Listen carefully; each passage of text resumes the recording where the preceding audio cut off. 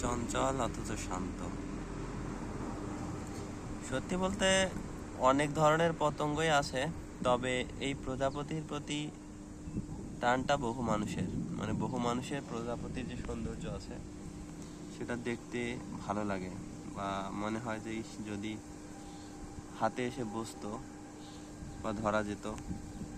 যদি এদেরকে ধরাটা সহজ না, দ্বিতীয় কথা হচ্ছে যদি বা ধরেন তো এদের পাখা ঠিক থাকে না আর কি। পাখা এতটাই নরম যে যদি কেউ হাত দেয় তবে ভেঙে যাবে।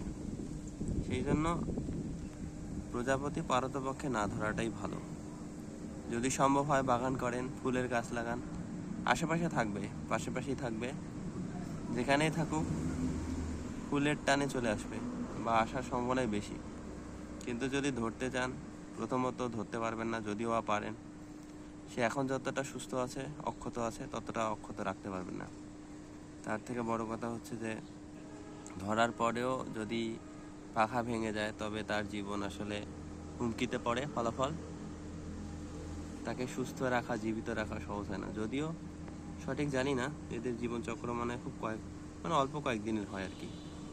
তো যে কয়েকদিনের হোক, যদি কেউ ধরে, যদি অসুস্থ অবস্থায় ধরে বা অক্ষত অবস্থায় ধরতে না পারে, তবে তাকে খুব বেশি দিন আর কি সংরক্ষণ করা যায় না, সহজ হয় না আর কি।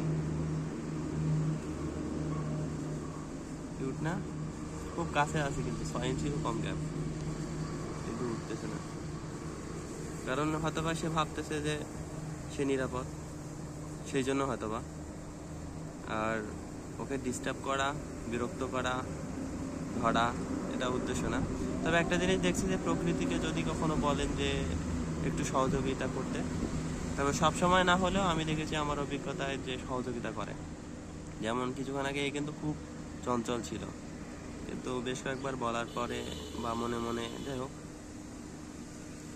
মানে যাতে ভিডিও করতে পারি বা ওকে সংরক্ষণ করতে পারি, এটা বলার পরে ও কিন্তু এখন শান্ত। যদিও জানি না ও শুনেছে কিনা, কিন্তু সব থেকে বড় কথা হচ্ছে যে ও তো প্রকৃতির সৃষ্টি, আমিও কোনো না কোনোভাবে দেখতে গেলে। তো সেই জন্য হয়তো বা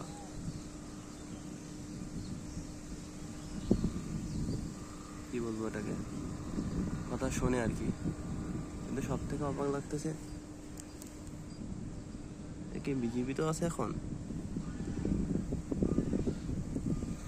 ওর শরীরের অর্ধেক অংশ কেন জানি দেখি না।